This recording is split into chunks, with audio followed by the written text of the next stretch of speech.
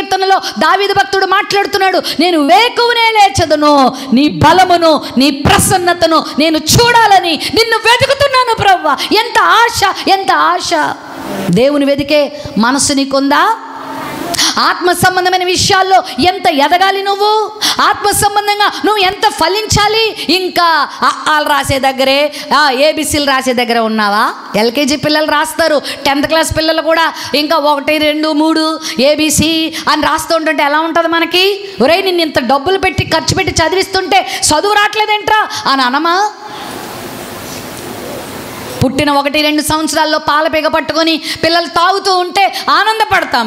అదే 10 సంవత్సరాలు వచ్చినా పాల డబ్బా పట్టుకొని ఇంకా పాలు తాగుతుంటే సంతోషమా మనకి? ఎదగద్దా? వెదికేవారిగా ఉండద్దా? ఆత్మ సంబంధమైన విషయాలు నువ్వు సంపాదించుకోవద్దా? మగ్దలేన మరియ జీవితం ఒకప్పుడు ఎంత భయంకరమైన జీవితం అంటే 7 దయ్యాల చేత పీడింపబడిన జీవితం ప్రియులారా.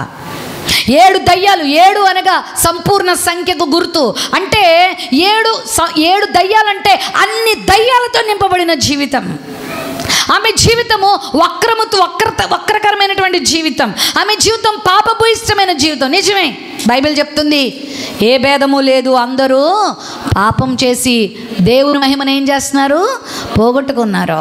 అందరిలో దయ్యం ఉంది, అదే పాప పిశాచి. అందరూ కూడా దయ్యం పట్టిన వాళ్ళమే, అందరం కూడా పాపముతో పీడింపబడుతున్న వాళ్ళమే. ఏ భేదం లేదు, మత భేదం లేదు, కుల భేదం లేదు, వర్గ భేదం లేదు, జాతి భేదం లేదు, రంగు భేదం లేదు, ఏ భేదం లేదు. అందరం పాపులమే. అందరిలో చేదుకట్టు ఉంది, ఉందా లేదా?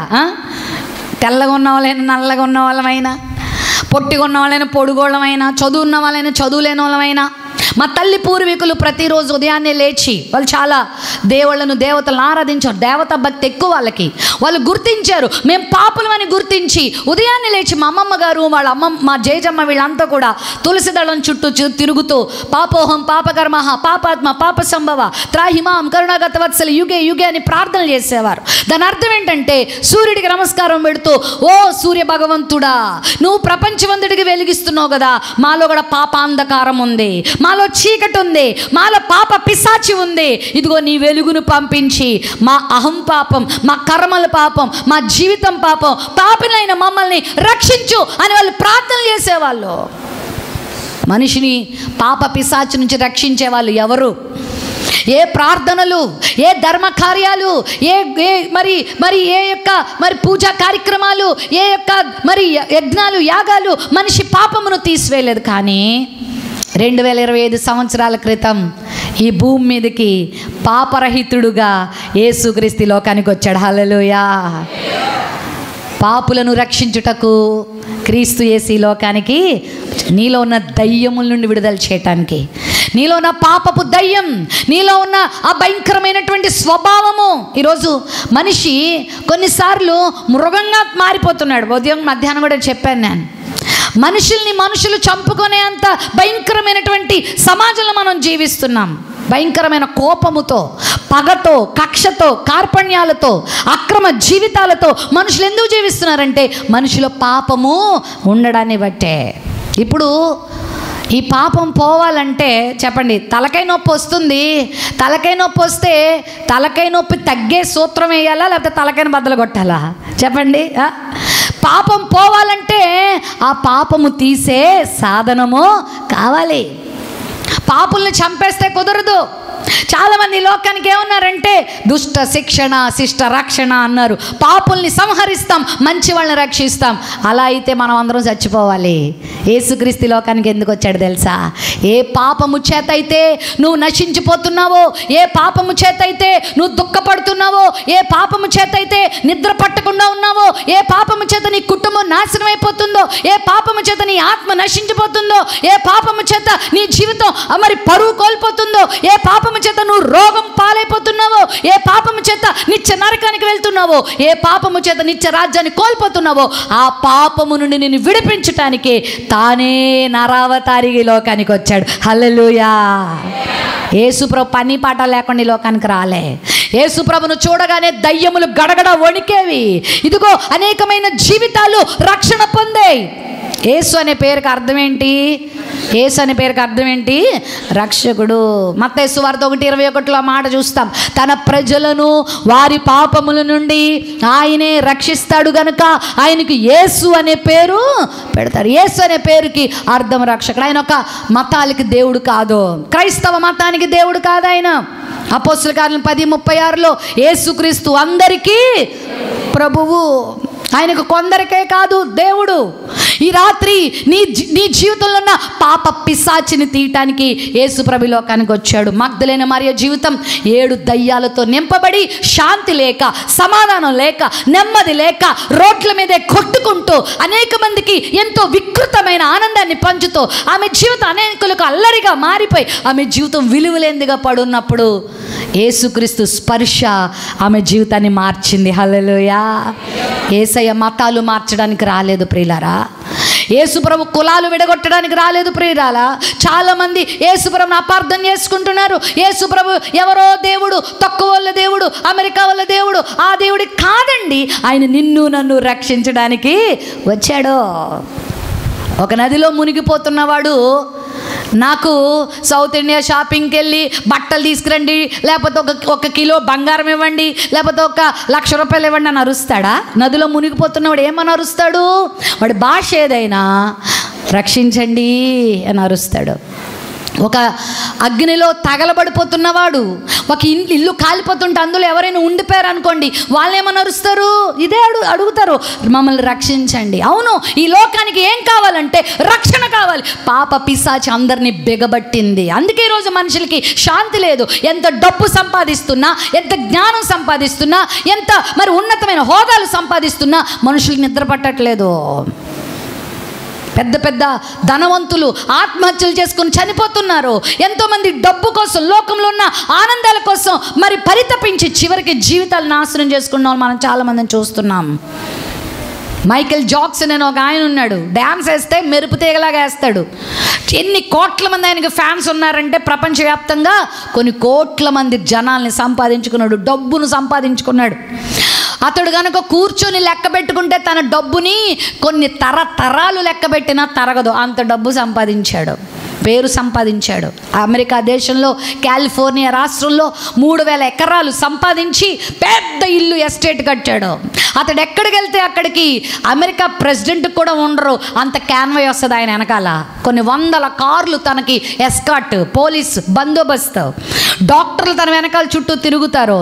ఒకవేళ గుండె ఫెయిల్ అయిపోయినా, లంగ్స్ ఫెయిల్ అయిపోయినా, ఏం ఫెయిల్ అయిపోయినా ఇమ్మీడియట్గా తనకు అందించడానికి డోనార్స్ని కూడా పెట్టుకున్నాడు.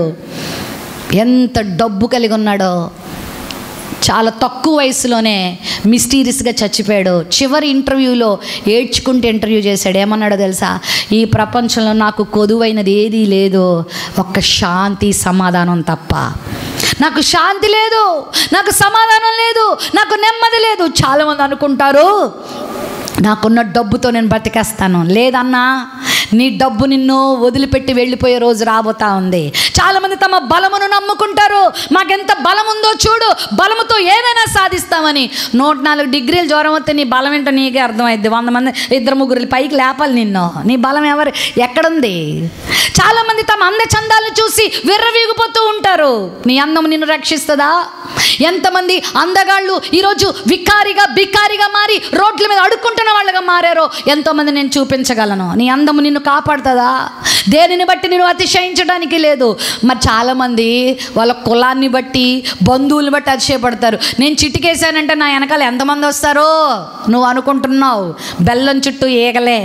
నీకు అన్నీ ఉన్నప్పుడు నీ చుట్టూ తిరుగుతారు, కానీ నీకు ఏదైనా కోల్పోతే 4 వీధుల అవతల నుండి వెళ్ళిపోతారు. తెలుసా? మనుషులు స్వార్థపరులు. నీకు అన్నీ ఉంటే నువ్వు నేను బీరకాయ పీచు అంటారు. ఏమంటారు తెలుసా? మీరు ఎవరో తెలుసా? మా మేనమామ వేలి విడిచిన చెల్లి ఉంది కదా, వాళ్ళ మేనకోళ్ళు ఉంది కదా, ఆ మేనకోళ్ళు తోటకోళ్ళు ఉంది కదా, ఆ తోటకోళ్ళు కూతురు ఉంది కదా, వాళ్ళ అని ఎంత దూరం తీసుకెళ్ళి చెప్తారు. నీకు ఆరోగ్యం తగ్గని, సంపద తగ్గని, నువ్వు ఒంటరి వాడవవ్వు, అప్పుడు చెప్పు నాకు నీ చుట్టూ ఎంతమంది ఉన్నారో. ప్రియ దేవుని బిడ్డలారా, లోకాన్ని నమ్మద్దు. లోకంలో ఉన్న వారిని నమ్మద్దు, నీ కొరకు దిగి వచ్చిన రక్షకుని నమ్ముకో. హల్లెలూయా. ఆయన నీ కోసం ఈ లోకానికి వచ్చాడు. మగ్దలేన మరియా ఆ పాపము నుండి, ఆ దయ్యముల నుండి విడుదల పొందడానికి శతవిధాల ప్రయత్నాలు చేసింది. ఈ పాప పిశాచి నుంచి మనిషిని విడుదల చేసే వాళ్ళ కొరకు ఎదురు చూసింది. కానీ అదృష్టవశాత్తు యేసు ప్రభువుకి ఆమె ఎదుర్కోబడింది. ఈ రాత్రి ఇక్కడ చాలామంది ఇంకా పాపములోనే ఉన్నారు, ఇంకా పాపములోనే మునిగి తేలుతూ ఉన్నారు. బైబిల్ చెప్తుంది వినండి, పాపం వల్ల వచ్చే జీతం ఏంటి? మరణం. ఇంకా పాపంలోనే ఉన్నావా?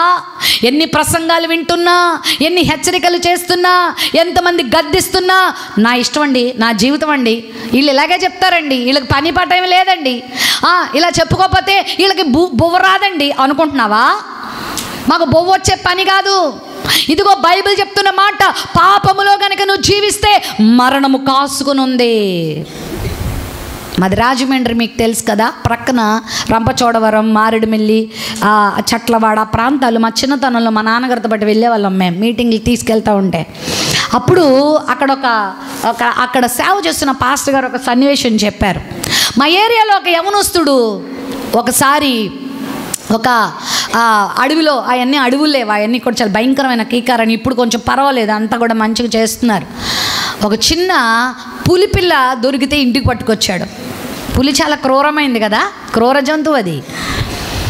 దాన్ని తీసుకొచ్చాడు, చాలా క్యూట్గా ఉందని. మరి అది పులిపిల్ల చిన్నప్పుడు పిల్లిలాగే ఉంటుంది, చిన్న పిల్ల పట్టుకొచ్చాడు. ఆ చుట్టుపక్కల వాళ్ళందరూ గమనించి చెప్పిన విషయం ఏంటంటే, ఏం చెప్పారంటే, ఇదిగో ఇది పిల్లి కాదురా బాబు, ఇది పులి లక్షణాలు కనబడుతున్నాయి, పులి ఆకారంలాగా ఉంది, ఇది పెద్దదైతే పులి అయితే వదిలే అంటే వినలేదు. ఏమన్నాడంటే, ఇదిగో మరి ఇది చాలా బాగుంది, భలే నచ్చింది అనుకుంటూ దాన్ని పెంచడం ప్రారంభించాడు. పెద్దవాళ్ళు చెప్పినా లోబడలే, తల్లిదండ్రులు చెప్పినా లోబడలే.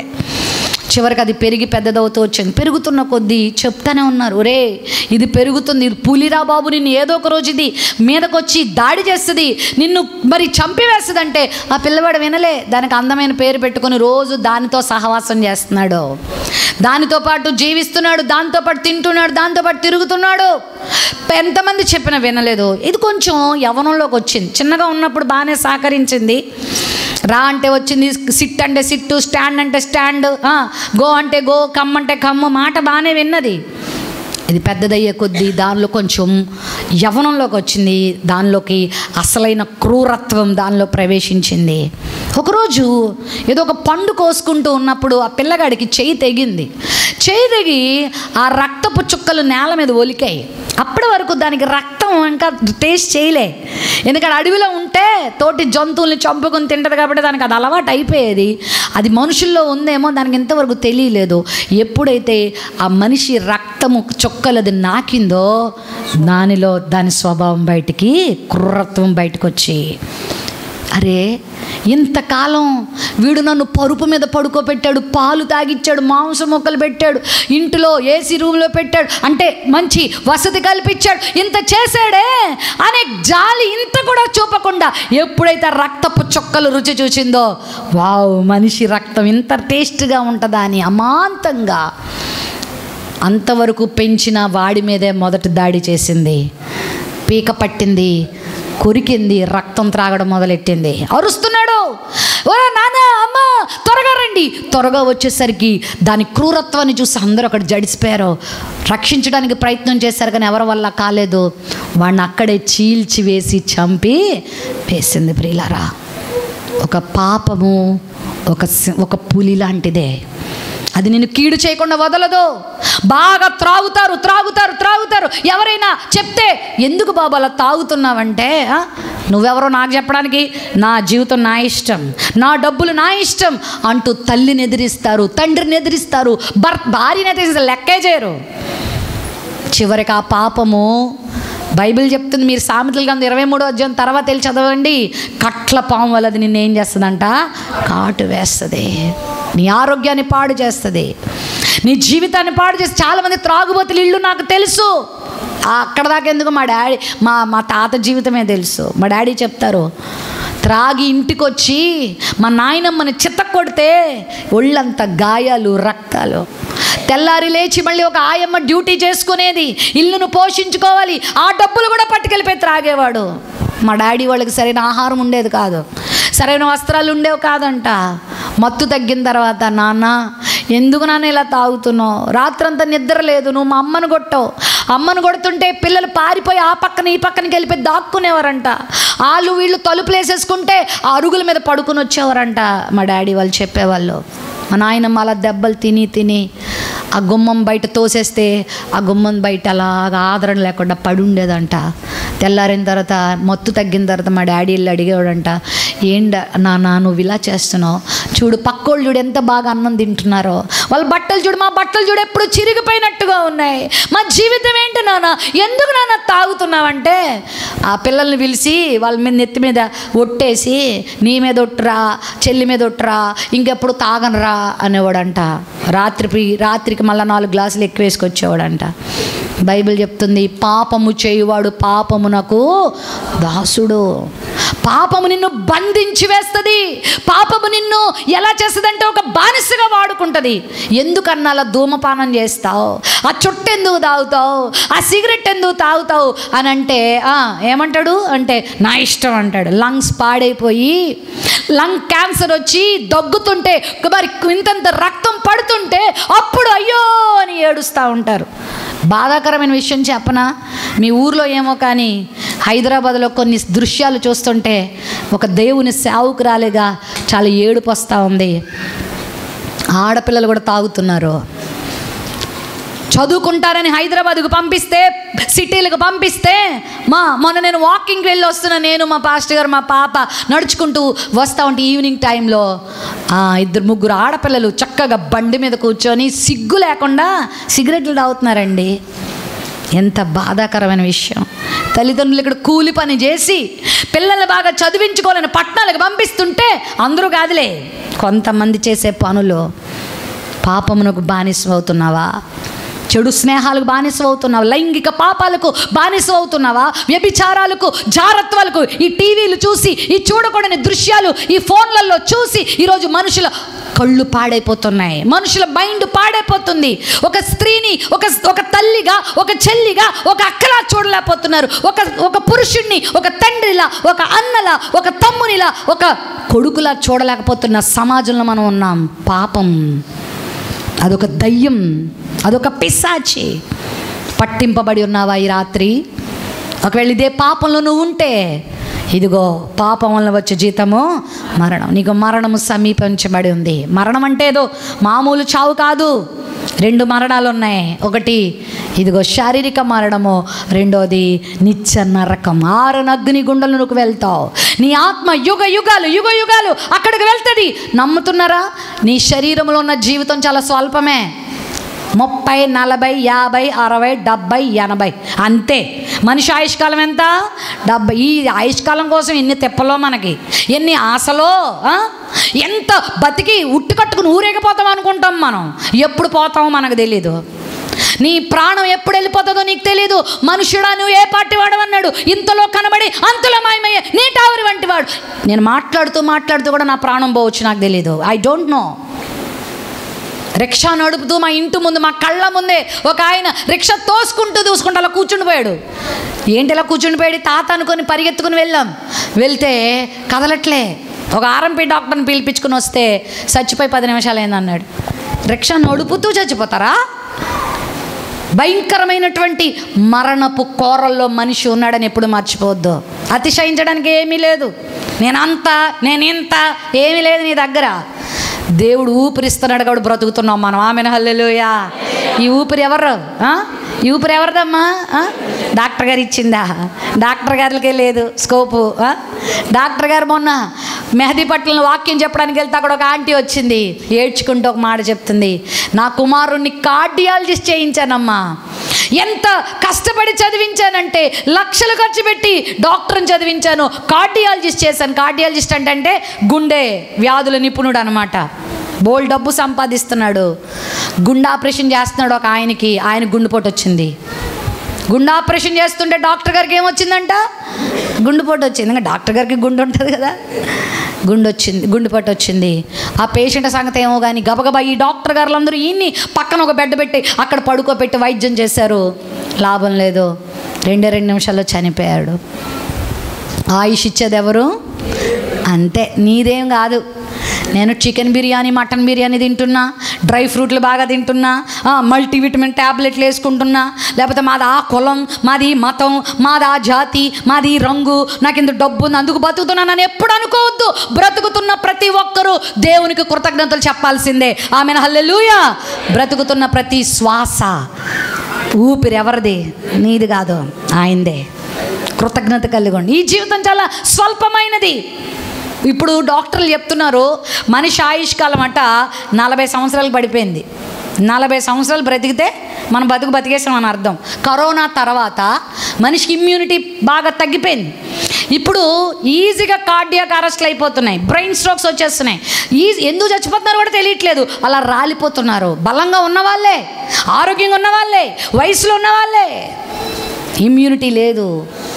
మనిషి జీవం ఏపాటి 40 సంవత్సరాలు, సగటు వయసు 40. ఏమో ఇంక రాను 20 పడిపోద్దేమో. మనుషుని ఆయుష్కాలం తగ్గిపోతుంది రోజు రోజుకి. ఈ జీవితం శాశ్వతం కాదు. ఈ శరీరం ఒకరోజు మట్టికి వెళ్ళిపోతుంది. లోపల ఏముంది?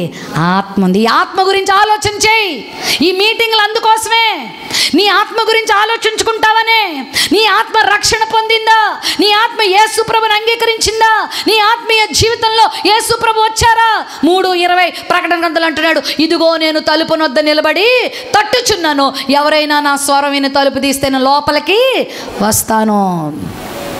హృదయంలోనికి యేసు ప్రభు వస్తే హృదయంలో ఉన్న పాపం అంతా బయటికి వెళ్ళిపోద్ది. హల్లెలూయా. యేసే తన రక్తాన్ని కార్చింది ఎందుకంటే నీ ఆత్మను రక్షించడానికే.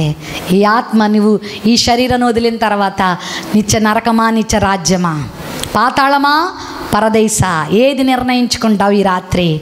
మగ్దలేని మరియ జీవితం పాపభూయిష్టమైన జీవితమే. కానీ ఆమె జీవితంలో అప్పుడు ఏడ్చింది, అప్పుడు దుఃఖము, అప్పుడు నిరాశ, అప్పుడు జీవితము అర్థవంతము కాని జీవితం. కానీ అద్భుత రీతిగా యేసు ప్రభు ఆమెను ఏం చేశాడు? రక్షించి. ఈ రాత్రి నీ జీవితం ఎలాంటిదైనా యేసే రక్షించడానికి సిద్ధంగా ఉన్నాడు. ఒకవేళ నీ పాపము నీ భర్తకు తెలియకపోవచ్చు, నీ పాపము నీ భార్యకు తెలియకపోవచ్చు, నీ పాపము నీ తల్లిదండ్రులకు తెలియకపోవచ్చు. నటిస్తున్నావేమో మంచివాడిలా, మంచిదానిలా. కానీ నీ సంగతి అంతా ఎవరికి తెలుసు? ఆయనకు తెలుసు. ఆయనకు మరుగైనది ఏదైనా ఉందా? ఈ రాత్రి మగ్దలేని మరియ వలె ఆ దయ్యముల నుండి విడిపించబడ్డానికి ఒక మంచి అవకాశం. ఆమె విడిపించబడిన తర్వాత ప్రభువుకి పరిచర్య చేయడం మొదలుపెట్టింది, ప్రభువుకి ఉపచారం చేయడం మొదలుపెట్టింది. మనం లూకా సువార్త 8వ అధ్యాయంలోనికి వస్తే అక్కడ మగ్దలేని మరియ ఎప్పుడైతే విడిపించబడిందో, పాపము నుండి ఆమె ఎప్పుడైతే క్షమించబడిందో, యేసుక్రీస్తు ప్రభువుని తన జీవితంలో అంగీకరించిందో, జీవితం మారిపోయింది. మారిపోయిన ఆమె జీవితం ఏం చేస్తుందో తెలుసా? 8వ అధ్యాయము 2వ వచనం కనుక మనం చదివితే 12 మంది శిష్యులను, అపవిత్రాత్మలు, వ్యాధులను పోగొట్టబడిన కొందరు స్త్రీలను, అనగా 7 దయ్యములు వదిలిపోయిన మగ్దలేన మరియయు, 3వ వచనం చదువుదాం. వీరును ఇతరులు అనేకులు తమకు కలిగిన ఆస్తితో వారికి పరిచారము చేయుచు. ఎంతవరకు సాతానుకి పరిచర్య చేసింది, ఇంతవరకు సాతాను సేవ చేసింది, పాపవాది సేవ చేసింది. వినండి, నువ్వు రక్షించబడిన తరువాత, పాపము నుండి విడుదల పొందిన తర్వాత ఎవరికి సేవ చేయాలా? చెప్పాలి, ప్రభువుకి సేవ చేయాలి. హల్లెలూయా. డిఎల్ మూడీ అనే దైవజనుడు ఒకసారి ట్రైన్లో వెళ్తూ ఉంటే పేకాట ఆడుతున్నారు చాలామంది. అన్నారట, మాతో పాటు నువ్వు ఆడతావా? మంచి పనులు చేసేవాళ్ళు ఇంకొకళ్ళని కలుపుకోరు. కానీ ఏమన్నా మీరు మీటింగ్కి వచ్చేటప్పుడు ఇంకో నలుగురిని పట్టుకుని వచ్చారా? ఎంతమంది వచ్చారు? చెయ్యొద్దండి. మా ఇంటి పక్క వాళ్ళని తెచ్చానండి, నా ఫ్రెండ్స్ని తెచ్చానండి, ఈరోజు వాక్యం వినడానికి మా స్నేహితుల్ని పిలిచానండి, మా బంధువులు పిలిచానండి అన్న వాళ్ళు మీలో ఎంతమంది ఉన్నారో నాకు తెలియదు. ఒక మంచి కార్యానికి మనుషుల్ని ప్రోగు చెయ్యం, కానీ ఒక చెడ్డ పనులకు మాత్రం మనుషులు ఏం చేస్తారో తెలుసా? పోగేసుకుంటారు. గమనించండి. తాగుబోతుడు ఒక్కడే తాగడు. రాన్నా నేను పోయిస్తుందా అంటాడు. సినిమాకి వెళ్ళే వాళ్ళు ఒక్కడే వెళ్ళరు. నేను టికెట్ ఇస్తుందా అంటారు. మనం అలాగా మనం తీసుకురాం. అలాగా నీ ఆటో ఛార్జీ నేను పెడతాందా, నీ సమస్య ఏంటో నేను చూస్తాను, నువ్వు రా ప్రార్థన. కానీ మనం అనం. ఆ ట్రైన్లో ఆడుతుంటే ఎదురుగా ఈయన కూర్చుంటే, సార్ మీరు కూడా ఆడతారా అన్నాడట. అప్పుడు డిఎల్ మూడీ గారు వాళ్ళకి ఎలా సువార్త చెప్పాలా అని చూస్తున్నాడు. ఒక మంచి ఛాన్స్ దొరికింది. అంటున్నాడంట, అరే ఆడేవాడినే కానీ ఈ చేతులు నాయి కాదండి అన్నాడంట. ఆ మాట ఎవరైనా అలా అంటే మనకు ఎలా అనిపిస్తుంది? అరే ఈ చేతులు నాయి కాదు, ఈ కాళ్ళు నాయి కాదు, ఈ కళ్ళు నాయి కాదంటే పిచ్చి హాస్పిటల్ నుంచి పరిగెత్తుకొచ్చాడా ఏంటి అనుకున్నారు. వాళ్ళకి అర్థం కాలే. అప్పుడు చెప్పాడు, ఒకప్పుడు ఇవి నా స్వాధీనంలో ఉన్నప్పుడు ఈ కళ్ళు ఇలాంటి పనులు చేశాయి, చూడకూడని చూసాయి, చెయ్యకూడని చేసాయి, నడవకూడని నడిచే. ఇప్పుడు ఈ కాళ్ళు, ఈ చేతులు, ఈ శరీరము నేను సజీవ యాగంగా నా ప్రభువుకు సమర్పించాను. హల్లెలూయా. ఇక ఇవి ఇలాంటి పాడు పనులు చెయ్యవు, పాడు దృశ్యాలు చూడవు, ఈ నోరు చండాలపు మాటలు మాట్లాడదు, ఈ చేతులు పేకాటలు ఆడవు, ఈ చేతులు ఇతరులను కొట్టవు, ఈ చేతులు దొంగ పనులు చెయ్యవు, ఈ చేతులు పాడు పనులు చెయ్యవు, ఈ కాళ్ళు వ్యర్థమైన పాడైన స్థలాలకు వెళ్ళవు, వేశ్యా స్థలాలకు వెళ్ళవు, సినిమా హాళ్ళకు వెళ్ళవు, పోకిరి స్థలాలకు వెళ్ళవు, త్రాగుబోతు విందులకు వెళ్ళవు, పనికిరాని అల్లరితో కొన్ని ఆటపాటలకి కాళ్ళు వెళ్ళవు, నీతి కలిగిన స్థలాలకు. ఎందుకంటే దీని ఓనర్ మారిపోయాడు. చెప్పండి, ఎవరు మారిపోయారు? మీ ఓనర్ మారాడా? పాత ఓనరేనా? సంవత్సరాలు మారతాయి కానీ బుద్ధులు మాత్రం పాతవే. వాక్యం చెప్తుంది, పాతవి గతించెను సమస్తమేమవ్వాలా. జనవరి 1 రాగానే కొత్త బట్టలు, కొత్త షూస్, కొత్త కొత్త కొత్త కొత్త కొత్త పాటలు, కొత్త 7 మొదలుపెట్టిన పాటలు పాడతావు. జీవితం మాత్రం యథాప్రకారమే. మారిందా నీ జీవితం? మార్పు నొందినావా? చాలాసార్లు పాట పాడతాం కదా, మారావా మారావా, నీ మనసు మారిందా అని పాడతావు. మారిందా? మనసు మారకపోతే, జీవితం మారకపోతే ఎంత కష్టం. గుడివాడ అనే ప్రాంతంలోని వాక్యాన్ని బోధిస్తున్నప్పుడు ఒక యవనస్తురాలు నా దగ్గరికి వచ్చింది. వాక్యం అంతా అయిపోయి నేను వెళ్ళిపోతుంటే అక్కడ 2 minutes మీతో మాట్లాడుతానని దగ్గరికి వచ్చింది. చెప్తల్లి, నేను ఒక లెక్చరర్గా జాబ్ చేస్తున్నాను అక్క. ఈ రాత్రి దేవుడు నాతో మాట్లాడాడు. నేను ఒక పాపంలో జీవిస్తున్నాను. ఆ పాపంలో జీవిస్తున్న సంగతి నా తల్లిదండ్రులు కూడా తెలియదు. నాతో పాటే పనిచేస్తున్న మరో లెక్చరర్తో నేను ఒక పాపంలో జీవిస్తున్నాను. మేమిద్దరం వివాహం చేసుకోవాలనుకుంటున్నాము. జారతం అనే పాపంలో జీవిస్తున్నాను. ఇదిగో ఈ రాత్రి దేవుడు నాతో మాట్లాడాడు. ఈ శరీరము నాది కాదు, దేవునిది. ఇది పవిత్రంగా ఉండాలని నాకు అర్థమైంది. అయితే నేను ఆ పని చేయకుండా ఉండలేనక్క, చెయ్యాలి. నేను ఆ పని చేయాలి. దేవుడు మరి నన్ను క్షమించాలి, దాని కొరకు ప్రార్థన చేయండి అంది. ఇదేంటి విచిత్రంగా అంటుందేమని నేను అన్నాను, పాపము నీకు చూపించబడినప్పుడు దాన్ని ఒప్పుకొని నువ్వు విడుదల పొందాలి. నీ చేతుల్లో నిప్పు ఉందని నేను చెప్పాను, వెంటనే దాన్ని మీరు ఏం చేస్తారు? పడేయకపోతే ఎవరికి నష్టం? నాకా? నీకే. అది నేను కాల్చివేస్తుంది. తల్లి వద్దమ్మా, ఇలాంటి అక్రమమైన జీవితం నీకు మంచిది కాదు, వదిలే అని చెప్తే మరి ఆమె ఏం చేస్తుందో నాకు తెలియదు. మరలా అదే తర్వాత సంవత్సరం నేను మరలా నన్ను అదే సేవకులు పిలిచినప్పుడు వెళ్ళాను. నేను అమ్మాయి కోసం వెతుకుతున్నాను. ఆ రోజు వెతికి అమ్మాయి నాకు దొరకలేదు, కనపట్టలేదు. నేను పాస్టర్ గారిని అడిగాను, పలానా సహోదరి మీ సంఘంలో ఉండాలి, ఏమైంది బ్రదర్ అని అడిగితే ఆయన కళ్ళంటే నీళ్ళు పెట్టుకుని ఒక మాట చెప్పాడు. చాలా తెలివైన పిల్ల, చాలా చక్కని పిల్ల, ఒక్కగానొక్క కూతురు ఒక పాపములో మునిగి తేలి ఆత్మహత్య చేసుకుని చనిపోయిందండి. గత మీటింగ్లో దేవుడు ఆమెతో మాట్లాడాడు. తర్వాత సంవత్సరం మీటింగ్లో ఆ పాప లేదు, మింగేసింది సైతాను. మగ్దలేని మరియ పాపము నుండి విడుదల పొందిన తర్వాత ఎవరికి ఉపచారం చేస్తుంది? మనం ఎవరు సేవ చేయాలా? ఈ చేతులు ఎవరు సేవ చేయాలా? చేస్తున్నావా? దేవుని సేవ చేస్తున్నావా? దేవుని సేవ అమ్మగారోలే అనుకోకు. దేవుని సేవ అంటే వాళ్ళ కుటుంబస్తులు అనుకోకు. దేవుని సేవ రక్షణ పొందిన ప్రతి ఒక్కరు ఆయన పని చేయాల్సిందే. హల్లెలూయా. ఈ నోరు ఆయన కొరకు మాట్లాడాలి, ఈ జీవితం ఆయన కొరకు పని చేయాలి. మదర్ తెరీసా భారతదేశానికి వచ్చి దేవుని పని చేస్తూ ఉంటే వాళ్ళ అన్నగారు ఫోన్ చేశాడంట.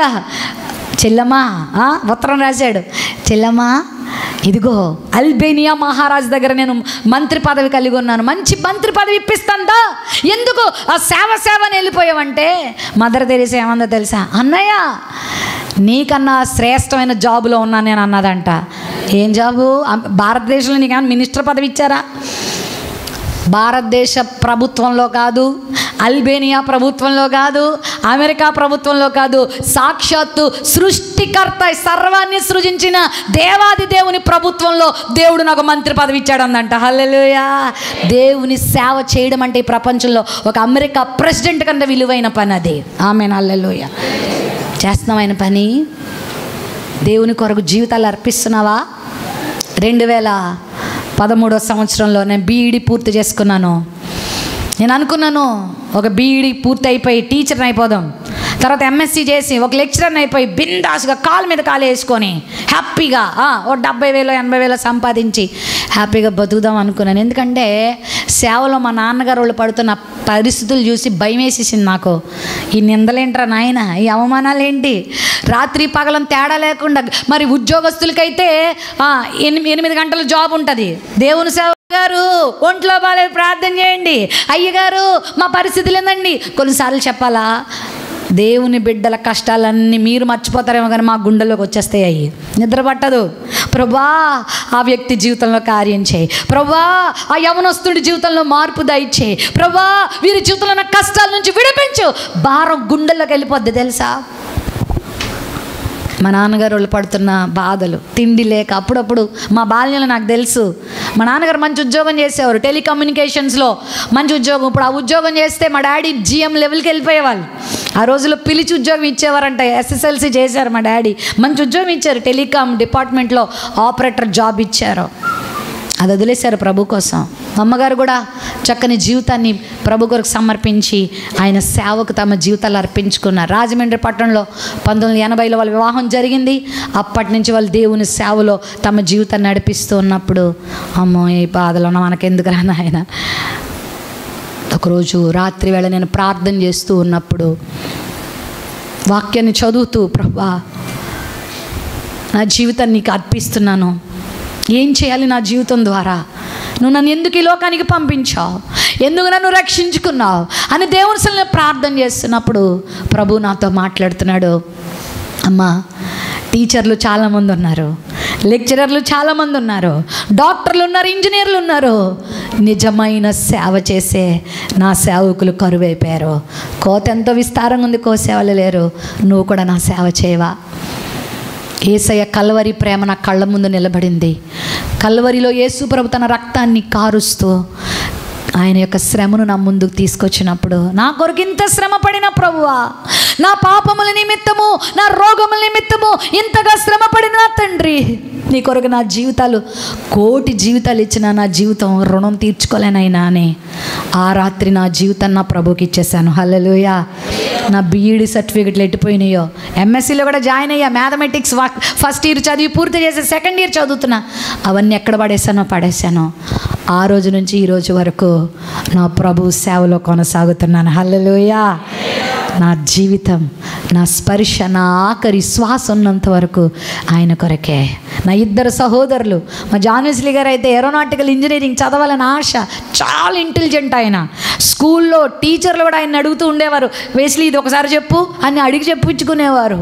అంత తెలివితేటలు దేవుడు ఇచ్చాడు. ఏరోనాటికల్ ఇంజనీర్ అయిపోవాలా, పైలట్ అయిపోవాలని ఆశించాడు.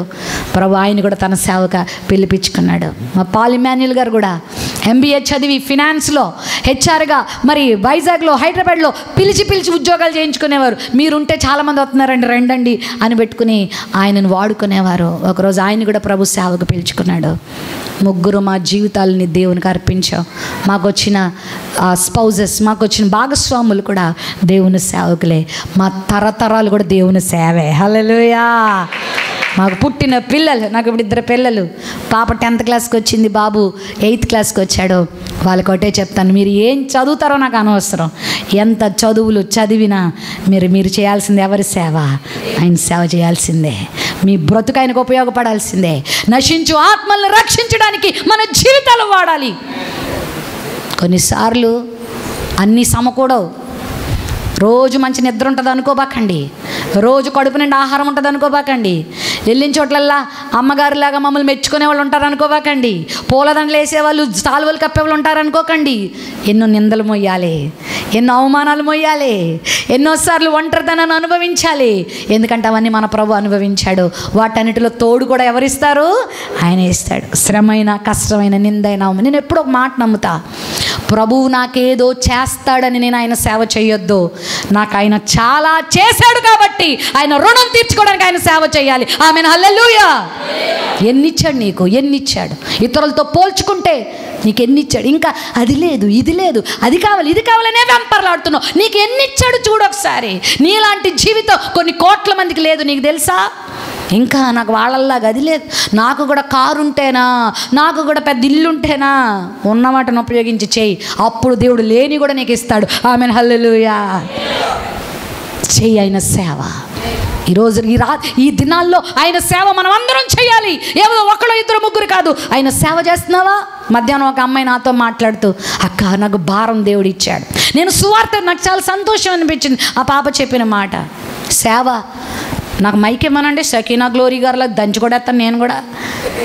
అది కాదు సేవ, మైక్లో మాట్లాడేదే కాదు సేవ అంటే. చాలా రకాలు ఉన్నాయి సేవ అంటే. మోకరించి ప్రార్థన చేస్తేది అది సేవే. కన్నీరు కార్చి ఆత్మల కొరకు ప్రార్థించేది సేవే. బలపరిచి ఇతరులను ప్రోత్సహించి మందిరాన్ని నడిపించేది సేవే. మందిరంలో ఉపకరణాలు మోయడం సేవే. ఒక వాయిద్యం వాయించడం సేవే. ఇదిగో మరి దేవుని సేవకురాలకి చేయూతనివ్వడం సేవే. ధన రూపంలో సహాయపడడం సేవే. ఏదో ఒక రీతిగా నువ్వు దేవుని సేవలో ఏం చేయాలా? వాడబడాలా. ఒక మందిరం కడతా ఉంటే ఒక ముసలమ్మ గారు కూడా దేవుని పని చేయాలనిపించింది, కానీ మనకు చేతులు కాళ్ళు సహకరించట్లే, బలవంతం అయిపోయింది. కొంతమందికి సేవ ఎప్పుడు చేయాలనిపిస్తుంది అంటే అంతా అయిపోయాక. ఇప్పుడు మ్యాంగో సీజన్ కదా. మొన్న 3 రోజుల క్రితం నా కొడుకు ఒక మంచి మ్యాంగో తింటున్నాడు. నేను అప్పుడే బయటికి వెళ్ళి వచ్చా. ఎవరో మీలాంటి వాళ్ళు ఇచ్చారు. మ్యాంగో తింటూ, అమ్మ మమ్మీ ఎంత బాగుందో మమ్మీ అన్నాడు. ఒరే కొంచెం నాకు పెట్టరా అన్నాను. వాడు అసలు ఏం చేస్తాడా అని చూస్తే, పెడతా ఉంది మమ్మీ అని మొత్తం చీకేస్తున్నాడు. మొత్తం చీకేసి ఆ లాస్ట్లో తెచ్చాడు. తిను మమ్మీ. ఇంకేం తినరా, అంత చీకేసావు కదా. ఇంకా ఉంది మమ్మీ చూడు లాగు అంటున్నాడు. ఇంకేం లాగను, మొత్తం లాగేశాడు.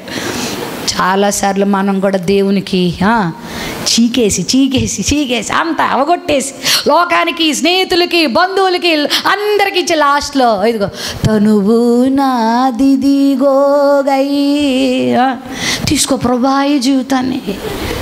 ఏం చేసుకుంటాడు? ఊడిపోయిన పళ్ళు, వంగిపోయినాడు. అన్నీ ఉన్నప్పుడు రా ప్రభు దగ్గరికి. బలమంతా ఎవరికి? అప్పుడే జీవితం మంచిగా ఉన్నప్పుడు ఆయనకి ఇచ్చేసాయి, ప్రభుకి అర్పించేసాయి. ఆ ముసలమ్మ గారికి చేయాలనిపించిందంట, సేవ చేయాలనిపిస్తే ఎట్లా చేయగలదు? ఆమెకు ఆలోచన వచ్చింది. ఆ మందిరానికి బరువులు మోయడానికి కొన్ని గాడిదలు పెట్టారట. గాడిదల మీద ఇటుకలు, మట్టి అన్నీ మోయిపిస్తుంటే ఆమె ఇంటి మీద నుండి అవి వెళ్తున్నాయట. అప్పుడు ఏం చేసిందంటే ఆ బరువులు దింపొచ్చాక మళ్ళీ ఆ గాడిదలు నరుపుకుంటూ వెళ్తున్నప్పుడు ఆ గాడిదలు ఆపి ఆ గాడిదలు తినే ఆహారం అంతా సిద్ధం చేసి ఆ ధాన్యమా, ఆ పండ్లు, ఆ కాయలు అన్నీ తీసుకెళ్ళి తన ఇంటి ముందు నిలబడి వాటికి తినిపిస్తుందంట. చుట్టుపక్కల ఏంది గాడిదలకి తిండి తినిపిస్తున్నావు అంటే, నేను ఎలాగూ ఆ సేవ చేయలేను, ఈ గాడిదలన్నా ఏం చేస్తున్నాయి, ఇంతంత బరువులు మోస్తున్నాయి కదా, ఆ బరువులు మోసే వాటికి కొంతైనా బలము, కొంతైనా శక్తి ఇవ్వడం కోసం ఈ గాడిదలు మేపుతున్నాను అన్నదంట. హల్లెలూయా చెప్పండి. మనమా సేవ చేసే వాళ్ళకి సహకరించడం కాదు, తేటాకులు కట్టి వెనక లాగుతూ ఉంటాం. ఏంటి అంత అవసరమా? ఏదో తెగ వెళ్ళిపోతున్నావు, తెగ చేసేస్తున్నావు. అభ్యంతరాలు రాక మానవు అభ్యంతర పరిచావా, నీకు శ్రమ. నువ్వు చేయవు, తాను చెడ్డ కోతి వనమెల్లా చేర్చేసి. దేవుని సేవను పాడు చేయొద్దు, దేవుని సంఘాన్ని పాడు చేయొద్దు. నువ్వు చేయట్లేదు, చేసే వాళ్ళకి చెప్పండి, వెనక లాగుతున్నావా, అది నీకు చాలా శ్రమ. దేవుని సేవ చేస్తూ ఉంది, ఉపచారం చేస్తూ ఉంది, దేవుని కొరకు బ్రతుకుతూ ఉంది. అయితే ప్రభు వారికి శ్రమ కలిగి ఆయన మరణించి సమాధిలో పెట్టబడింది. కనబడకపోతే ఏడుస్తుంది. ఎవరు అడగలేదు ఆ ప్రశ్న. మగ్దలేనే మరియను తన జీవితంలో తను దుఃఖంలో ఉంటే ఎవరు అడగలేదు ఆ ప్రశ్న, ఒక్క ప్రభువే. అవును ప్రియులారా, ఈరోజు నువ్వు దుఃఖంలో ఉంటే నిన్ను ప్రశ్నించే వాళ్ళు ఈ లోకంలో నీకు కరుమరుగైపోవచ్చు, కానీ నీకు ఒక్కడు ఉన్నాడు ఈ లోకంలో. ఎవరున్నారో తెలుసా? నీ ప్రభు ఉన్నాడు. హల్లెలూయా. సమాధిలోకి వచ్చి ప్రభు కొరకు ఆరాట పడుతుంది, ప్రభు కొరకు ఎంత తపన పడుతుందంటే, ప్రభు ఏడి, నా ప్రభు ఏడి, నా ప్రభు కనబడట్లేదేంటి, ఎంత ఏడుస్తుందో. అమ్మా అసలు ఆ పిలుపు చూడండి, యేసే మనల్ని పిలిచే పిలుపు ఎంత గొప్పదో. ఈ రాత్రి నేను అడుగుతున్నా, ఈరోజు నీ దుఃఖం ఏంటో నీ ప్రభు చూస్తున్నాడు. అక్కడ ఒక మాట ఉంటుంది, యేసు ఆమెను చూచి అనే మాట చూస్తాం. ఎవరు చూశారు ఆమెని? చెప్పండి. యేసు చూశాడు. అవును, యేసు మనందరినీ చూస్తున్నాడా లేదా? యేసు ఎవరిని చూస్తాడు? అందరినీ చూస్తాడంట. 15వ అధ్యాయం 3వ వచనం సామెతల గ్రంథం చదివితే, యెహోవా కన్నులు ప్రతి స్థలము మీద ఉన్నాయి, మంచివారిని చెడ్డవారిని చూస్తున్నాయి. ఒకసారి ఒక తల్లి లడ్డూలు చేసి డబ్బాలో పెట్టి పిల్లోడికి చెప్తుంది, రే ఇప్పుడే బయటికి వెళ్ళి వస్తా, నీళ్ళు వెళ్ళి తీసుకొస్తా, నువ్వు కనుక లడ్డూలు తిన్నావు అనుకో యేసే చెప్తాడు నాకని ఓ ఫోటో చూపించిందంట. కానీ వాడికి లడ్డూలు తినాలని బాగా కోరికగా ఉంది. వాళ్ళ అమ్మ బిందె వేసుకుని బయటకు వెళ్ళింది. ఆడికి ఒక తలంపు వచ్చిందేంటో తెలుసా? ఏసే నన్ను చూస్తున్నాడా, ఇప్పుడు ఏసే కళ్ళు కప్పేయాలనుకుని వాళ్ళ ఇంట్లో ఒక పెద్ద రగ్గు ఉందంట, బ్లాంకెట్. అప్పట్లో నల్ల కంబళ్ళు ఉండేవి, అది తీసుకెళ్ళి కప్పేశాడంట. దేనికి? ఫోటోకి. ఎందుకంటే ఆ ఫోటో ఆడిని చూస్తున్నట్టే ఉంది, అంతే కదా, ఫోటోలు మనం చూస్తున్నట్టే ఉంటాయి. ఫోటో వాడి వంకాయ చూస్తుంటే అమ్మో ఏసే చూసేస్తున్నాడు, మా మమ్మీకి చెప్తాడేమో అనుకొని కంబళేసి కప్పేసి తినాల్సిన లడ్డూలన్నీ తినేసి డబ్బా అక్కడ పెట్టేశాడు. కానీ రగ్గు తీయడం మర్చిపోయాడు. లోపల వాళ్ళ అమ్మ వచ్చింది, ఇంట్లోకి రాగానే నల్ల కంబళి. చాలాసార్లు మనం కూడా రగ్గులు కప్పేస్తే ఏసే చూడ్డం అనుకుంటాం. ఏదో కానుకలు ఇచ్చేస్తే నా పాపం పోతుంది అనుకుంటావు, ఏదో చేస్తే నా పాపము కప్పడిపోద్ది అనుకుంటావు. లేదు, ఏసేకి అన్నీ కనబడతాయి. ఏసుకి చెప్పండి, భూదిగంతముల వరకు ఆయన కంటి చూపు కనబడుతుంది. వాక్యంలో చాలా మాటలు, నా సమయం అయిపోతుంది. యథార్థవంతుల్ని బలపరచుటకే యెహోవా కనుదృష్టి లోకమంతటా. మన కళ్ళు కొంతవరకే చూడగలవు. నేను ఇటు చూస్తే వెనకాల కనబడదు, ఇటు చూస్తే ఇటు కనబడదు. కానీ యేసే కళ్ళు సమస్తము చూస్తున్నాయి. ఈ రాత్రి నిన్ను కూడా చూస్తున్నాయి, నీ స్థితిని చూస్తున్నాయి. పండు తినేసి చెట్టు చాటును దాక్కున్నారు ఎవరు? మన ముత్తాతగారు ముత్తమ్మమ్మ. ఎవరు? అవ్వ ఆదాము. అవ్వ ఆదాము ఎక్కడున్నావు తెలియదు ఆయనకి, తెలుసు. నువ్వెక్కడున్నావు నీకు తెలుసా? అయ్యా ఒకప్పుడు నేను వస్తే నా దగ్గరికి పరిగెత్తుకొచ్చేటోడివి, పాపము చేసావు, నేను చూశాను. అవును, నువ్వేం చేస్తున్నావు దేవుడు చూస్తున్నాడు. మగ్దలేని మరి ఎవరు చూశారు అక్కడ? యేసును చూశాడు. యేసు చూశాడు, ప్రభు చూశాడు. ఇశ్రాయేలు ప్రజలు మరి 430 సంవత్సరాలు బానిసత్వంలో శ్రమ పడుతుంటే 2వ అధ్యాయము చివరి వచనం మన నిర్గమాకాండంలో ప్రభు చెప్తున్నాడు, నేను వారి శ్రమను, నీ పాపమును చూస్తున్నాడు, రెండోది నీ శ్రమను కూడా ఆయన. ఒకవేళ ఈ రాత్రి కాల సమయంలో ఏ శ్రమలో ఉన్నావు నాకు తెలియదు, కృంగిపోవద్దు. మీలో ఎవరికైనా శ్రమ సంభవించినా అతడు ఏం చేయాలి? ప్రార్థన చేయి. రా ప్రభు దగ్గరికి, ప్రభువుని ఆశ్రయించు. నీకు శ్రమ కలిగినప్పుడు మనుషుల్ని కాదు ఆశ్రయించేది, నీకు శ్రమ కలిగినప్పుడు అధికారులను కాదు ఆశ్రయించేది, నీకు దుఃఖము కలిగినప్పుడు మనుషుల వైపు కాదు నువ్వు చూసేది. ఎవరి వైపు చూడాలంటే చెప్పాలి, నా జీవితంలో మా జీవితంలో ఎన్నో చెప్పగలం.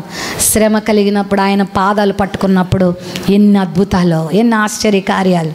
మా చిన్న తమ్ముడు పాల్ ఎమాన్యుల్ గారు 9 నెలల ప్రాయంలో ఉన్నప్పుడు చనిపోయాడు. ఎలా అంటే నీళ్ళల్లో పడి నీళ్ళని తాగేశాడు. ఒక పెద్ద గుండికి లాంటి దాంట్లో నీళ్లు పట్టి పెట్టుకునేవారు. మా మమ్మీ డాడీలు నీళ్లు ఉండేవి కాదు, ట్యాంకర్స్ వస్తే వారానికి 2 సార్లు ఎప్పుడో వచ్చేది, నీళ్ళన్నీ దాచుకునేవారు. అప్పుడే ట్యాంకర్ వచ్చింది, నీళ్ళు పట్టి అన్నీ రెడీగా పెట్టుకున్నారు. పిల్లగాడు పాక్కుంటే వెళ్ళిపోయి అందులో పడిపోయాడు. మా మమ్మీ వంటంతా చేసేసి పనంతా చేసి వెతుకుతుంది, పిల్లోడేడి అని ఎత్తితే కనిపించట్లేదు. కొంతమంది వాళ్ళు వీళ్ళు పట్టుకెళ్ళి ఎత్తుకునేవారట, ఎవరో ఎత్తుకున్నారులే అనుకుంది. ఒక గంట సేపటి దాకా చూడలేదు. తర్వాత ఎందుకో ఆ నీళ్ల దగ్గరికి వచ్చి చూసరికి చొక్కా కనబడుతుంది. దాని ఇలా లేపేసరికి బరువుగా ఉంది, పైకి లేపేసరికి పిల్లోడు ఉన్నాడు. గబగబా హాస్పిటల్కి తీసుకెళ్లారు. డాక్టర్లు అన్నారు చచ్చిపోయిన పిల్లోని ఎందుకు తెచ్చారన్నారు. శవమితడు ఇంకా తీసుకెళ్ళిపోండి, సమాధి చేసేయండి. మా తల్లి తన ముందు పెట్టుకొని ఒకటే ఏడ్చింది, నాకు 3 బిడ్డలని ఇచ్చావు, వాళ్ళు నీ కొరకు బ్రతకాలి, అవసరమైతే నీ కొరకే చనిపోవాలా. ఇలాంటి అకాల మరణం దుర్మరణం కాదు ప్రభా, నా బిడ్డను బ్రతికించని ఏడుస్తుంటే అందరూ ఈమెకేమైనా పిచ్చి పట్టిందా అనుకుంటున్నారు. చివరికి దేవుని బిడ్డలారా, పొద్దున్న పడిపోయినోడు 4 గంటల దాకా మా అమ్మ లేపట్లే, ఈ లోపల సమాధి పెట్టి రెడీ చేస్తున్నారు, అన్నిటికీ రెడీ చేస్తున్నారు. అద్భుతం. 4 తర్వాత నా తమ్ముళ్ళో దేవుడు జీవం ఇచ్చాడు. హల్లెలూయా. ప్రార్థనకు ప్రతిఫలం ఇచ్చాడు. శ్రమ కలిగిందా? నిన్ను ఆయన చూస్తున్నాడు. నన్ను ఎవరు చూడట్లేదని బాధపడకు. ఇశ్రాయేలు ప్రజలు 430 సంవత్సరాలు బానిసత్వంలో ఉన్నప్పుడు ఏడుస్తున్నప్పుడు మోషేతో ప్రభు మాటలు, నేను చూశాను మోషే, నువ్వు వెళ్ళు విడిపించు. అవును, నువ్వు ఆయన దగ్గరికి వస్తే, నీ శ్రమలో నువ్వు ఆయనకు మొర్ర పెడితే ఆయన నిన్ను చూచే దేవుడే అన్నాడు. 2 రాజుల గ్రంథం 20వ అధ్యాయంలో ఒక రాజు ఉన్నాడు, ఆయన పేరు హిజ్కియా.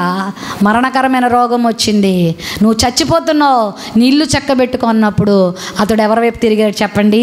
రాజ వైద్యుల వైపు తిరగలేదు, మనుషుల వైపు తిరగలేదు, తనకున్న మంది బలం వైపు తిరగలేదు, తనకున్న జ్ఞానం వైపు తిరగలేదు, గోడ వైపు తిరిగి ఏం చేశాడు? మనమైతే వాళ్ళు ఉన్నారు కదా, వీళ్ళు ఉన్నారు కదా అని వాళ్ళ వైపు తిరుగుతాం. కానీ వినండి, దేవుడు ఎవరిని చూస్తున్నాడో తెలుసా? తన వైపు తిరిగే వారిని దేవుడు చూస్తున్నాడు, తనను ఆశ్రయించే వారిని దేవుడు ఈ రాత్రి నువ్వు ఎవరైనా సరే, ఏ వ్యాధితో నువ్వు ఉన్నా, ఏ బాధలతో నువ్వు ఉన్నా, ఏ సమస్యలతో నువ్వు ఉన్నా, కొన్నిసార్లు బయటికి చెప్పుకోలేని ఆంతరింగిక సమస్యలతో నువ్వు పోరాడుతూ ఉన్నా, ఈ రాత్రి నువ్వు ప్రభు దగ్గరికి వస్తే, ప్రభు వైపు చూస్తే, గోడ వైపు తిరిగితే, ఆయనకు నువ్వు మొర్ర పెట్టుకుంటే నిన్ను ఆయన చూస్తున్న దేవుడు. హల్లెలూయా. యెషయా ఇంకా చెప్పి నడిమశాలికి వెళ్ళక ముందే ప్రభు మరలా మాట్లాడుతున్నాడు. ఏమంటున్నాడంటే, హిజ్కియా నీవు కన్నీళ్లు విడుచుట, I have seen your tears, నేను నీ కన్నీళ్లు చూసేసా, నీకు 15 సంవత్సరాల ఆయుష్కాలము ఇవ్వబడుతుంది. నేను చూస్తున్న దేవుడు, నీ కన్నీళ్లు చూస్తున్న దేవుడు. 56వ కీర్తనలో 6వ వచనంలో అనుకుంటా, నా కన్నీళ్లు నీ బుడ్డిలో దాచుకున్నావు, నీ కవిలలో అవి కనబడను కదా. కొన్నిసార్లు మనం ఏడ్చిన ఏడుపు భూమి మీద ఆరిపోతాయేమో, మనం తుడిచేసుకుంటామేమో, మర్చిపోతామేమో, కానీ మన కన్నీళ్ళు ఎవరు చూస్తున్నారు? బాధపడకు తల్లి, నువ్వు పడుతున్న వేదన, నువ్వు పడుతున్న శ్రమలు, నువ్వు పడుతున్న కష్టాలు, నువ్వు పడుతున్న అన్యాయపు అక్రమమైన మాటలు, సూటిపోటి మాటలు, ఒకవేళ నిందలు, అవమానాలు, కొన్నిసార్లు ఆకస్మికంగా నీ ఆప్తులు నిన్ను వదిలిపెట్టి వెళ్ళిపోవడాలు, నువ్వు ఒంటరిదాని అయిపోవడాలు, నీకున్న బాధ అంతా ఆయన చూస్తున్న దేవుడు.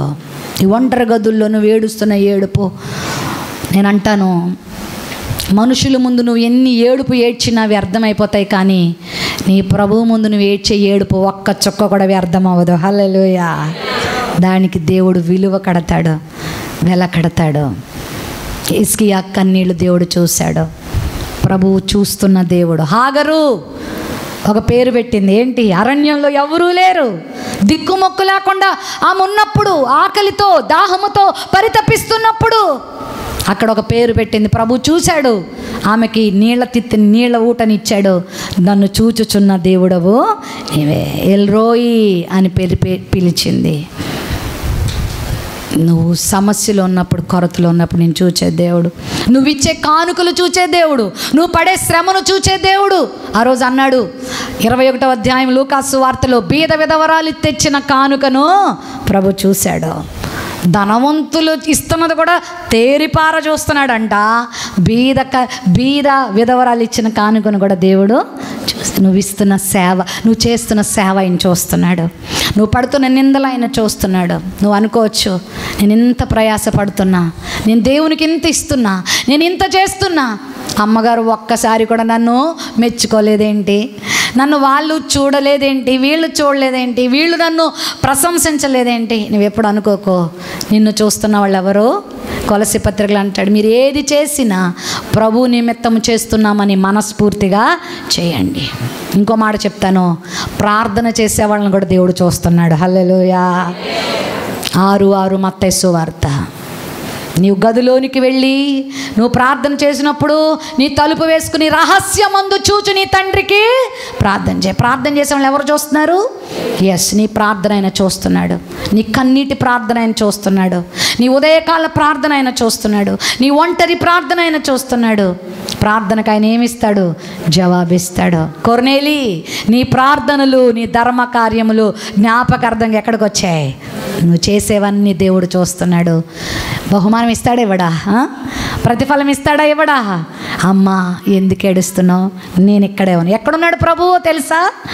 మగ్దలేని మరియకి ప్రభు ఎక్కడున్నాడో తెలుసా? ఎక్కడెక్కడో కొండ మీద లేడు, ఎక్కడెక్కడో లోయలో లేడు, వెనక్కి తిరిగి చూస్తే అక్కడే ఉన్నాడు. ప్రభు ఎక్కడున్నాడు? విశ్వాసముతో ఆయన కొరకు ఎదురు చూసేవారికి ప్రక్కనే ఉన్నాడు. హల్లెలూయా. 145వ కీర్తన 18వ వచనంలో అంటాడు, తనకు నిజముగా మొర్రపెట్టు వారికి ఆయన ఎక్కడో లేడు, నీ ప్రక్కనే ఉన్నాడు. నీతోనే ఉన్నాడు. మన దేవుడు ఎంత గొప్పవాడో తెలుసా తల్లి?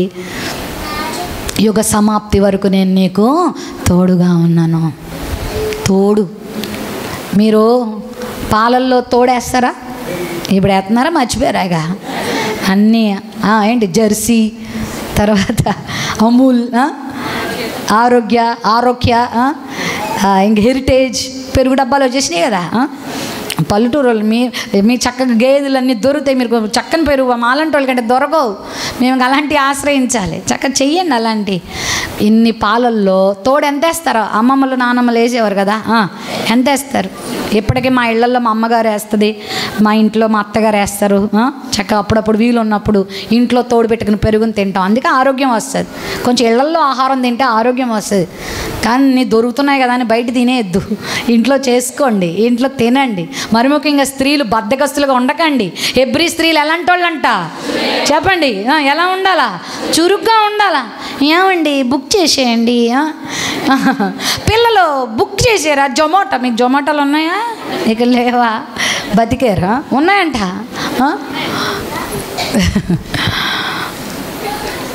ప్రియ దేవుని బిడ్డలారా, చురుకుగా ఉండాలి. కష్టపడి పని చేయాలా, ఒళ్ళొంచి పని చేయాలా.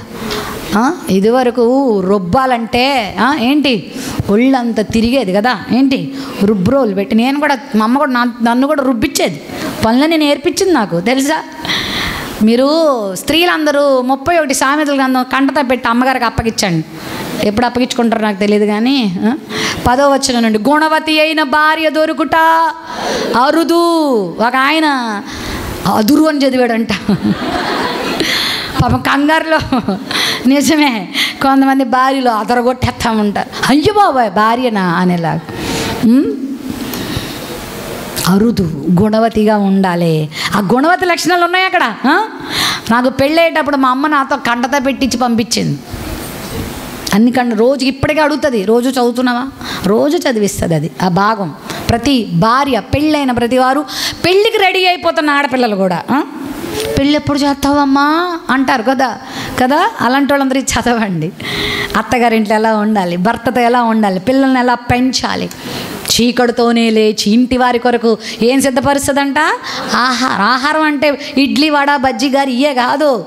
ఇదిగో ఆత్మీయ ఆహారం సిద్ధపరుస్తుంది, శారీరక ఆహారం కూడా చక్కని ఆహారం సిద్ధపరచాలి. ఇంటి పని చేయాలి, చక్కగా ఆరోగ్యాన్ని కాపాడుకోవాలి. మరి దేవుడు మన ఉదయకాలమే లేచి ప్రతి స్త్రీ ప్రార్థించేవారిగా, దేవుని కొరకు ఎదురు చూసేవారిగా ఉండాలి. మగ్దలేని మరియా మరి వెదికింది ప్రభుని. ప్రభు ఆమెను చూశాడు, ఆమెను పలకరించాడు. అమ్మా ఎందుకు ఏడుస్తున్నావు? నువ్వు ఏడాల్సిన పని లేదు. ఇదిగో ఆయన మనల్ని చూస్తున్నాడు, మన ప్రార్థన చూస్తున్నాడు, మన ప్రయాస చూస్తున్నాడు, మన దుఃఖాన్ని చూస్తున్నాడు. ఆ తర్వాత ఎప్పుడైతే ప్రభు ఆ తోడు గురించి చెప్తున్నాను కదా, ఆ తోడు గిన్నెడు పాలల్లో ఎంత వేస్తాం మనం? తోడు చుక్క ఒక 2 చుక్కలు వేస్తాం. ఆ తోడు అవ్వగానే ఆ పాలు ఎలా మారిపోతాయి? పెరుగులా మారిపోద్ది. పెరుగు చిలికితే ఏమొస్తుంది? మజ్జిగ వస్తుంది. సిస్టర్ చెప్తుంది వెన్న వస్తుంది కదా. వెన్నను కాస్తే ఏమొస్తుంది? నెయ్యి వస్తుంది. ఇప్పుడు నెయ్యితో ఏం చేయొచ్చు? ఏమన్నా చేయొచ్చు కదా. ఈ నేతి బూరెలు, నేతి గారెలు, నేతి లడ్డూలు, నేతి మిఠాయిలు. ఇప్పుడు చెప్పండి, పాలు అలాగే ఉంచేస్తే 2వ రోజుకి పాడైపోతాయి కదా. పెరుగు కూడా అలా ఉంచితే ఒక 2-3 రోజులు ఉపయోగపడుతుంది. కానీ అది చిలికి దాన్ని వెన్న చేసి నెయ్యి చేస్తే, ఇప్పుడు నెయ్యికైనా ఎక్స్పైరీ డేట్ ఉంటుందా? ఎన్ని సంవత్సరాలు, ఎన్ని నెలలు, ఎప్పటి వరకు? ప్రియ దేవుని బిడ్డలారా, యేసయ్య కూడా నీతో ఉంటే నీ జీవితం నీతి జీవితమే. హల్లెలూయా. ఆయన నిన్ను చిలుకుతాడు, నిన్ను ఆయన నలుపుతాడు, నీ రూపాన్ని మారుస్తాడు, నిన్ను అందమైన, తేజోవంతమైన, అర్థవంతమైన జీవితాన్ని తీస్తాడు. నాకు ఎందుకు ఈ కష్టాలు వస్తున్నాయని బాధపడకు. ఈ కష్టాలు నీకు విలువైన జీవితాన్ని ఇవ్వడానికే. ఎందుకంటే ఆయన నీ ప్రక్కనే ఉన్నాడు. నువ్వేం భయపడకు. నిన్ను ఆయన తన రూపంలో మార్చుకుంటాడు. ప్రతి శ్రమ, ప్రతి బాధ నిన్ను తన రూపంలోకి మార్చేదే. కొన్నిసార్లు శిల్పి చేతిలో ఉన్న శిల్పం ఏడుస్తుందంట. అబ్బా నన్ను రుద్దేస్తున్నాడు, అబ్బా నన్ను చెక్కేస్తున్నాడు, అబ్బా నన్ను కోసేస్తున్నాడు. ఎందుకు? ఆ చెక్కడము, ఆ కొయ్యడము. ఎందుకంటే దానిని ఒక అందమైన స్థలములో పెట్టడానికే. దేవుడు ఒకవేళ ఆయా రకాల వ్యాధుల్లో, బాధల్లోనూ సతమతమవుతున్నావా? ఆ రోజు మగ్దలేని మరియ చూడలేకపోయింది, కానీ మరియా అని పిలిచి, ఎవరమ్మా మనల్ని పేరు పెట్టి పిలిచేది? ప్రభువుకి నీ పేరు తెలుసు, ప్రభువుకి నీ ఊరు తెలుసు, నీ స్థితి అంతా తెలుసు. నన్ను దేవుడు మర్చిపోయాడని ఎప్పుడు అనుకోవద్దు. ఒక మాట ఉంటుంది, స్త్రీ తన గర్భమున పుట్టిన బిడ్డను మర్చిపోదు. వారైనా మర్చిపోతారు కానీ నేను నిన్ను మరవను. కొన్నిసార్లు తల్లి తండ్రి అయినా మనల్ని ఏం చేస్తారు? మర్చిపోతారు. మొన్న హైదరాబాద్లో ఒక అగ్ని ప్రమాదం జరిగితే ఒక తల్లి ఏం చేసిందంటే తన ఇద్దరు పిల్లల్ని అగ్ని వదిలేసి పరిగెత్తుతుంది బయటికి. కలిపారు వాళ్ళు. కొన్నిసార్లు తల్లులు తండ్రులు కూడా ప్రేమను ఏం చేస్తారు? వారి స్వార్థం కొరకు వదిలేస్తారు. కానీ ప్రభు ఎంత గొప్పవాడో తెలుసా? నిన్ను పేరు పెట్టి పిలుస్తున్నాడు. హల్లెలూయా. అసలు నీ కొరకు తన ప్రాణమే పెట్టాడు. నీ కొరకు సమస్తాన్ని ఇవ్వడానికి సిద్ధంగా ఉన్నాడు. నేను ఆయన మర్చిపోవట్లేదు, నేను ఆయన విడిచిపెట్టేవాడు కాదు. కష్టంలో ఉన్నావా? ధైర్యం తెచ్చుకో. బాధలో ఉన్నావా? ఆయన వైపు చూడు, ఆయన దగ్గరికి రా, ఆయనకు మొర్ర పెట్టుకో, నీ సమస్తానికి అప్పగించుకో, నీ హృదయాన్ని ఆయనకు అప్పగించుకో. నీ పాపమును విడిచిపెట్టి మగ్దలేని మరియ వలె ఆయనకు ఉపచారం చేయి. ఆ తర్వాత మగ్దలేని మరియని ఎంతగా దేవుడు వాడుకున్నాడో తెలుసా? మొట్టమొదటి సువార్తికురాలు ఎవరు చెప్పండి? చెప్పండి. మత్తయి కాదు, మార్కు కాదు, లోకా కాదు, యోహాను కాదు, మరెవరు కాదు, మగ్దలేని మరియ, ఫీమేల్ ఇవాంజలిస్ట్. వెళ్ళు, నేను తిరిగి లేచానని చెప్పు. ఎవరిచ్చారు అధికారం? ద ఫస్ట్ ఇవాంజలిస్ట్ మగ్దలేని మరియ. ప్రపంచంలో ప్రతి ఒక్కరికి ఈరోజు యేసు లేచాడన్న విషయం ప్రపంచానికి ఎవరు చెప్పారో చెప్పనా? ఒక స్త్రీ చెప్పింది. ఉదయం కూడా చెప్పాను, స్త్రీలారా మీరు సామాన్యులు కాదు, మీరు అనేక వేల మంది కంటే అధికులు. హల్లెలూయా. నేను స్త్రీని, నేను చేతకాందాన్ని నేను ఎప్పుడు అనుకోక, నువ్వు ఆయన చేతిలో ఉన్నావు. దేవుడిని నిలబెడతాడు, దేవుడిని వాడుకుంటాడు, నీ కన్నీటిని తుడుస్తాడు, నీ దుఃఖ దినాలను దేవుడు సమాప్తం చేస్తాడు, అనేకులకు ఆశీర్వాదకరంగా చేస్తాడు.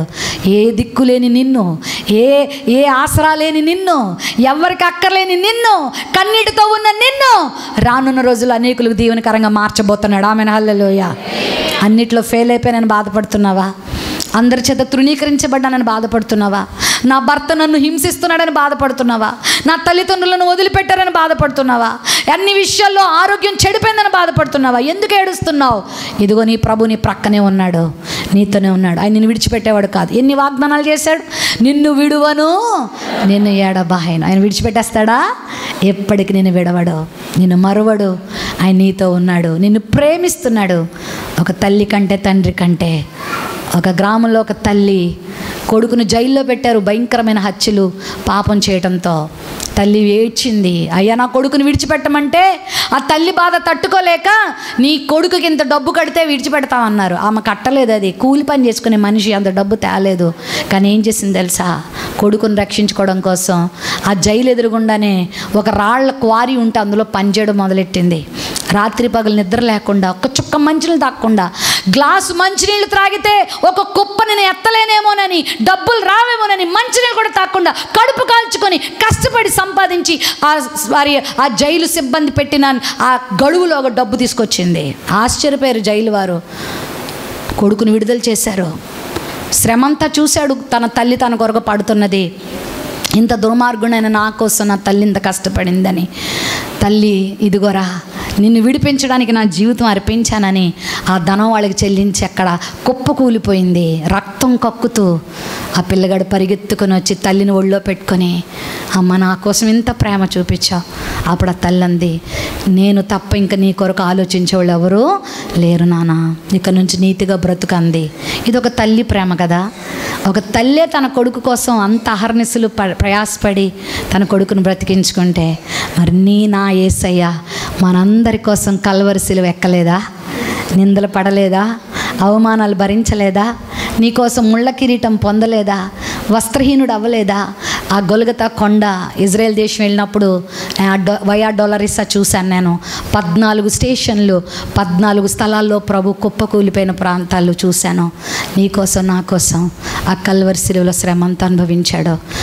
తన గాయాలన్నీ మన స్వస్థత కోసం, తన గాయాలన్నీ మన ఓదార్పు కోసం, తన గాయాలన్నీ తన శ్రమంతా మన కోసమే.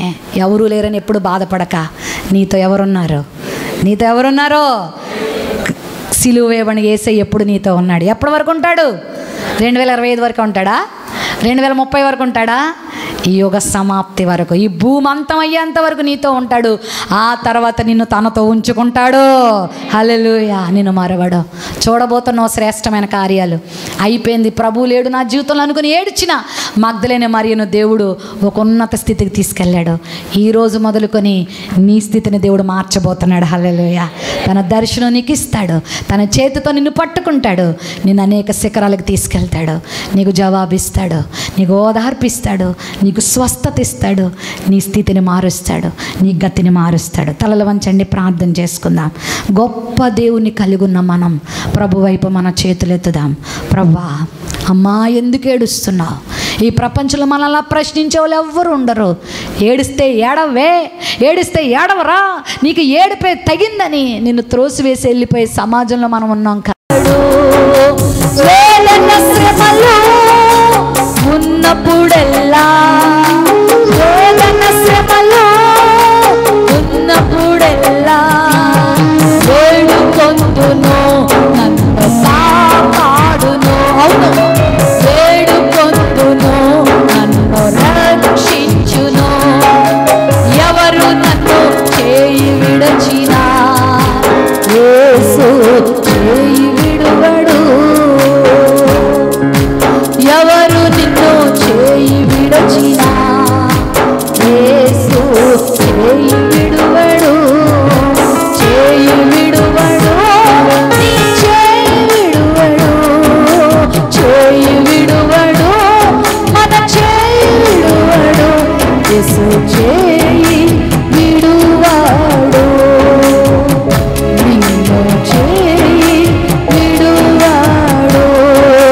తల్లి నిన్ను చేయి విడచినా యేసు చేయి విడువడు. నీ భర్త నిన్ను చేయి విడచినా యేసు చేయి విడువడు. ఆప్తులు నీ చేయి విడచినా యేసు చేయి విడువడు. స్నేహితులు చేయి విడచినా యేసు చేయి విడువడు. ఆస్తి నిన్ను చేయి విడచినా యేసు చేయి విడువడు. రెండు చేతుల ఆకాశం వైపెత్తు. నీ ప్రభు నీ చేయి పట్టుకుంటున్నాడు. ఎందుకు ఏడుస్తున్నావు తల్లి? నేనున్నాను కదా, నీ ప్రక్కనే నేనున్నాను కదా. నేను కనబడట్లేదని ఏడుస్తున్నావా? భూదిగంతముల వరకు నేను ఆవరించుతున్నానే. నువ్వు పిలిస్తే పలికేవాడను, నువ్వు అరిస్తే నీ దగ్గరికి వచ్చేవాడను. నిన్నెందుకు మర్చిపోతాను? నా చేతులతో నిన్ను చేసుకున్నాను, నిన్ను ఏర్పాటు చేసుకున్నాను, నిన్ను పిలుచుకున్నాను. నిన్ను నేను ఎందుకు మర్చిపోతాను? నువ్వు నాకు కావాలి. నిన్ను నేను నిలబెట్టుకుంటాను, నిన్ను నేను వాడుకుంటాను.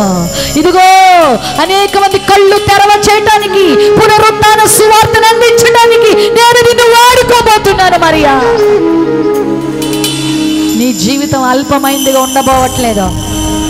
ఒకవేళ నీ అందాన్ని చూసి, నీకున్న బలహీనతలను చూసి, నీకున్న అపజయాల్ని చూసి చేతకందానా ఎందుకు పనికొస్తావే నువ్వు?